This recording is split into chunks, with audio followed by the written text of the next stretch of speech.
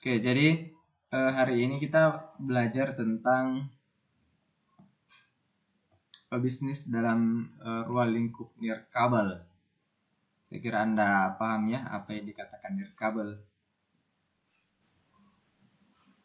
Jaringan tanpa kabel.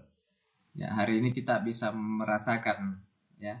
Kalau dulunya itu di zamannya Bapak kuliah itu pada saat itu ada informasi seminar ya.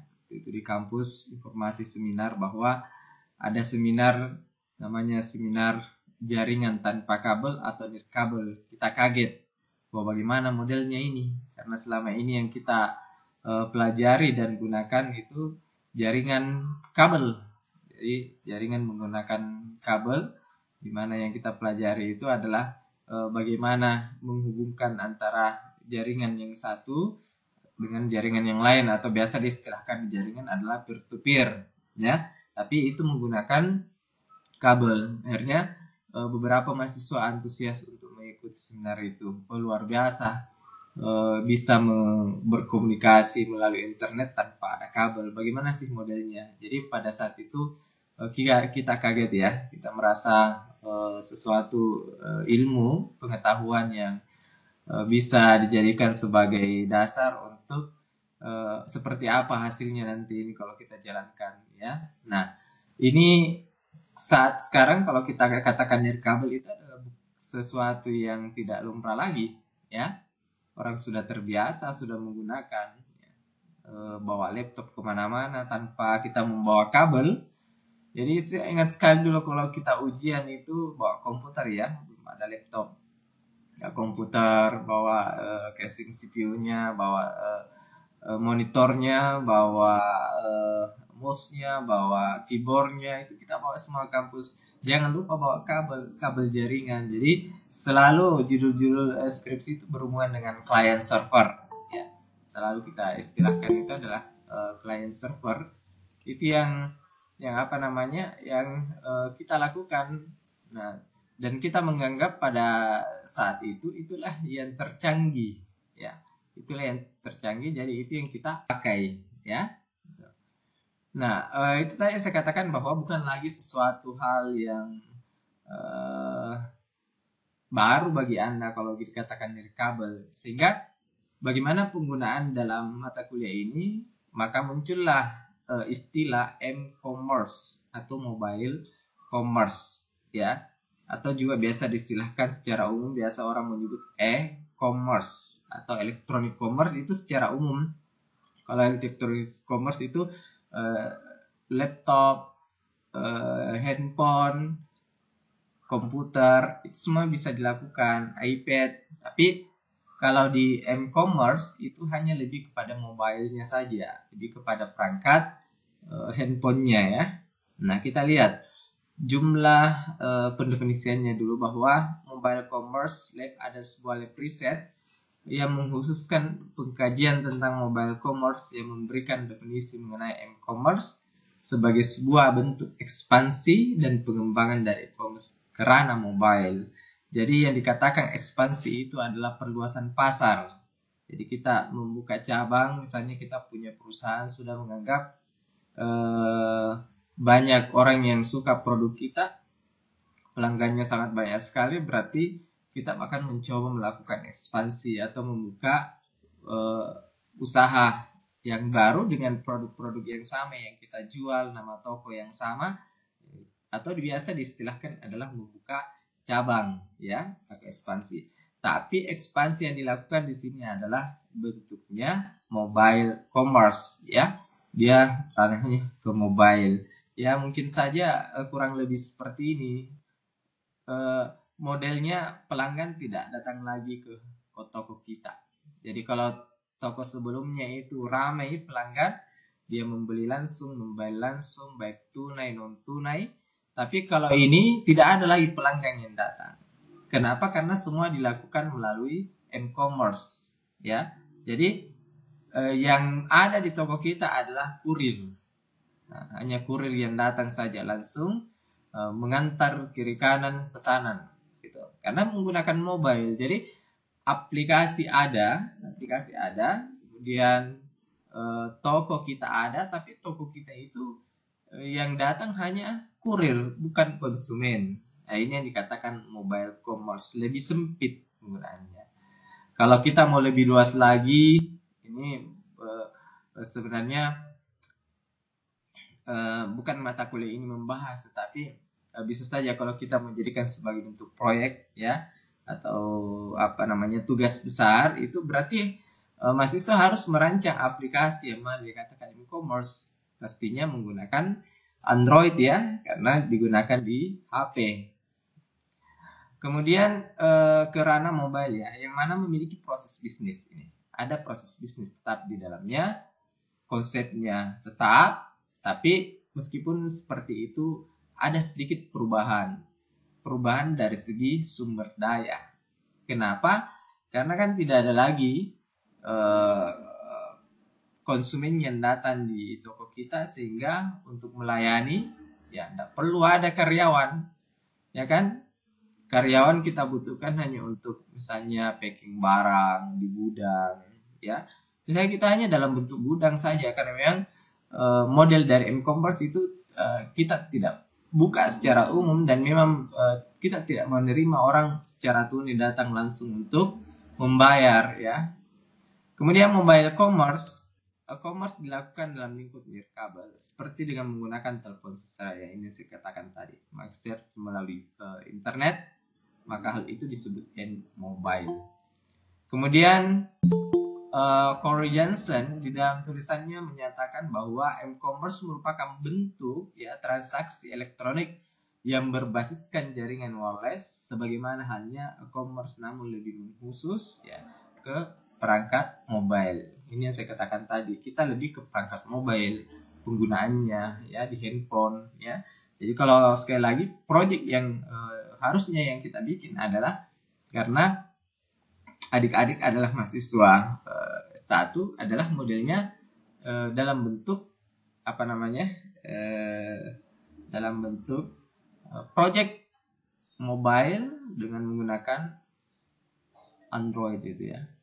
Kemudian perkembangan e-commerce yang memberikan kemudahan kepada konsumen melalui perangkat mobile yang dimilikinya dan jaringan wireless. Ya pastinya kita berbicara internet berarti ada jaringan wireless. Nah, selanjutnya ada 5 poin yang melatar belakangi munculnya e-commerce.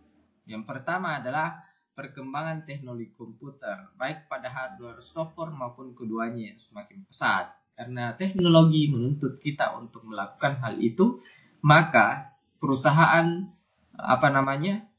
kalau tidak mau ketinggalan, Anda harus mengikuti perkembangan hari ini.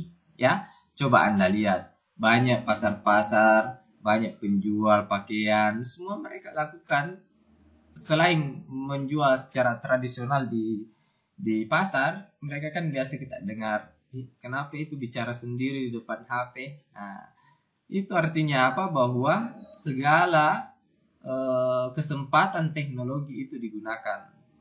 Dia menjualkan melalui online, dan terbukti bahwa lebih banyak yang laku mereka mempromosikan secara langsung melalui handphone daripada sistemnya konvensional. Itu artinya apa? Teknologi yang mempengaruhi hal tersebut terjadi, ya. Gitu. Evolusi jaringan komputer dari waktu ke waktu, ya. Sekarang saya tidak terlalu mengikuti perkembangan jaringan ya. Saya bukan sebenarnya dosen jaringan, tapi terakhir ada istilahnya WiMAX ya. Entah di Makassar itu atau belum. Ya, karena ini sebenarnya sudah lama sekali. WiMAX saja sudah lama ya. Lama sekali. Tapi ya hampir 90% orang di Makassar masih tetap menggunakan wireless ya. Kemudian yang ketiga adalah dukungan berbagai vendor yang menyediakan banyak macam produk layangan, dan semua produk yang disiapkan itu memang kalau mau laku ya harus secara online, itu modelnya, sehingga mau tidak mau memaksa kita untuk melakukan perubahan hal itu ya. Sehingga kalau banyak usaha sekarang yang tidak mau mencoba berekspansi dari sistem tradisional ke sistem IT, ya sudah, tunggu saja Anda bisa gulung tikar atau berdiam diri saja menunggu konsumen, ya. Banyak masih melakukan hal itu. Dia tetap tidak mau. Punya, saya tidak mau pakai teknologi. Saya lebih suka dengan sistem konvensional. Iya, tapi penghasilan yang didapat, profit usaha yang mereka dapatkan itu tidak maksimal. Kemudahan yang diberikan oleh teknologi e-commerce pada konsumen dan penjual jika dibandingkan dengan e-commerce pada umumnya berbasis web pada komputer. Jadi dia ada webnya, ya. Jadi kemudahan yang diberikan e-commerce kepada konsumen dan penjual jika dibandingkan dengan kalau electronic commerce itu melalui komputer, ya. Ada website yang telah disediakan, jadi orang bisa berbelanja melalui website tersebut. Tapi kalau e-commerce itu secara langsung saja, kita misalnya install aplikasinya di Play Store, itu secara otomatis kita sudah bisa menggunakan atau kita login dulu untuk registrasi dan lain sebagainya. Tergantung dari aturan yang diberikan oleh aplikasi, ya. Kemudian yang kelima adalah dukungan dari pihak bank. Baik bank di Indonesia maupun di dunia beserta para penyedia layanan transaksi online, sehingga semakin bertambahlah jumlah pilihan layanan e-commerce pada saat ini, ya. Itu dukungan dari pihak, karena bank juga sekarang pintar kalau dia tahu bahwa kita menggunakan payment melalui mobile, ya mereka berlomba-lomba untuk masuk di sistemnya kita. Nanti saya yang bantu untuk transfer. Makanya kan biasa ada 2-3 bank yang bekerja sama, ya. Jadi memudahkan kita. Itu semua enak sekali. Jadi tidak perlu bingung nanti bagaimana sistem pembayarannya. Bank tidak mau, banyak pun sekarang ada link, ada banyak sekali link lain-lain. Itu banyak sekali media payment yang bisa kita lakukan, ya. Tergantung bagaimana Anda sebagai seorang penjual, yang mana yang bisa Anda gunakan, itu semua bisa dilakukan, ya. Kemudian kompetensi dalam bidang digital ekonomi digital. Apa itu digital ekonomi? Adalah business transactions on the internet, the marketplace that exists on the internet. Digital itu lebih menitik beratkan pada transaksi pasar yang terjadi di dunia internet, gitu.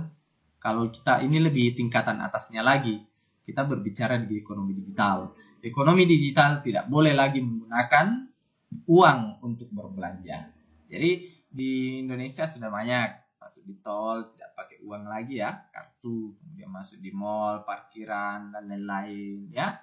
Anda berbelanja sudah banyak yang pakai bisnis digital ekonomi atau ekonomi digital, ya. Definisi yang lain bahwa ekonomi menurut FZ Magazine adalah the impact of information technology on the economic, lebih menonjolkan pada penerapan teknologi informasi pada bidang ekonomi. Teknologi informasi, gitu. Ada kita garis bawahi di situ, teknologi informasi bidang ekonomi. Jadi penggunaan segala perangkat yang ada di teknologi yang digunakan ekonomi. Kalau ada ekonomi berarti dalamnya sudah melakukan proses bisnis, di dalamnya melakukan proses manajemen, di dalamnya melakukan sumber daya, di dalamnya melakukan payment, keuangan dan lain sebagainya. Tergantung kita mau ranahnya kemana, ya. Karena mata kuliah kita bisnis digital, berarti kita ranahnya ke bisnis, ya. Tetapi Anda berbicara bisnis, berbicara manajemen, berbicara pelayanan, berbicara SDM, semua itu adalah merupakan bagian dari ekonomi, ya.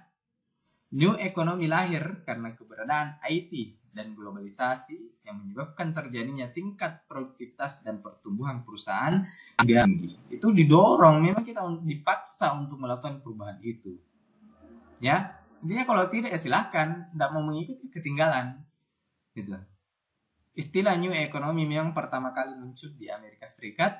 Menurut studi Kaufman dan IT, new economy diukur dengan jumlah indikator yang dikelompokkan dalam 5 komponen.